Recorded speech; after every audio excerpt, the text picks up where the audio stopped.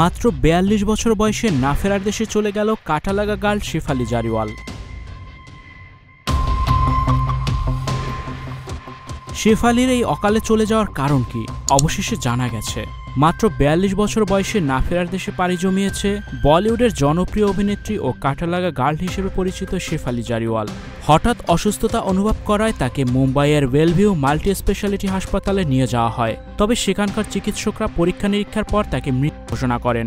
শুক্রবার ২৭ জুন মধ্যরাতে তিনি না ফেরার দেশে পাড়ি জমিয়েছেন বলে জানিয়েছে ভারতের একাধিক গণমাধ্যম।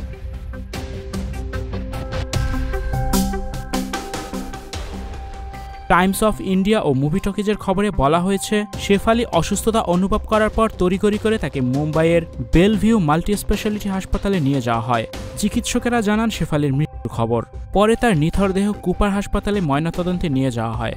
হাসপাতালের কর্মীদের বরাতে ভারতীয় সাংবাদিক ভিকি লালওয়ানি সামাজিক যোগাযোগ মাধ্যমে জানিয়েছেন, হাসপাতালে আনার পরই চিকিৎসকেরা শেফালিকে মৃত ঘোষণা করেছেন।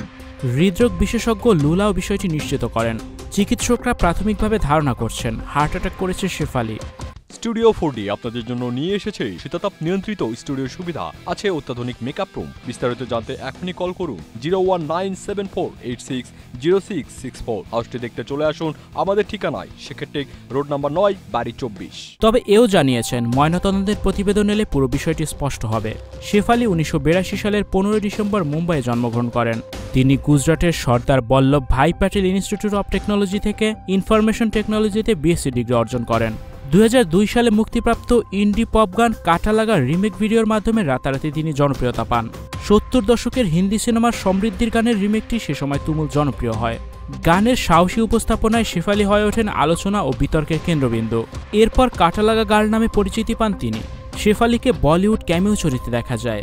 তাকে সালমান খান ও অক্ষয় কুমার অভিনীত মুঝসে শাদি কারোগি সিনেমাতেও দেখা গিয়েছে। সব মিলে ৩৫টির বেশি মিউজিক ভিডিওতে কাজ করেছেন শেফালি জারিওয়াল।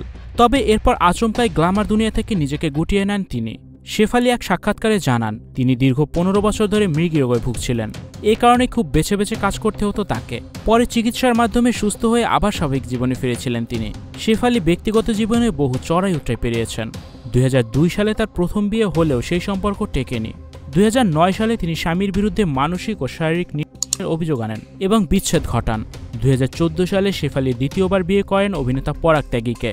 মানসিক স্বাস্থ্য, সচেতনতা ও নারী অধিকার নিয়ে সোচ্চার ছিলেন Shefali Jariwala. Icon focus 24 TV, powered by 4D Fourth Dimension। আমাদের চ্যানেলটি সাবস্ক্রাইব করে আমাদের সাথে থাকুন।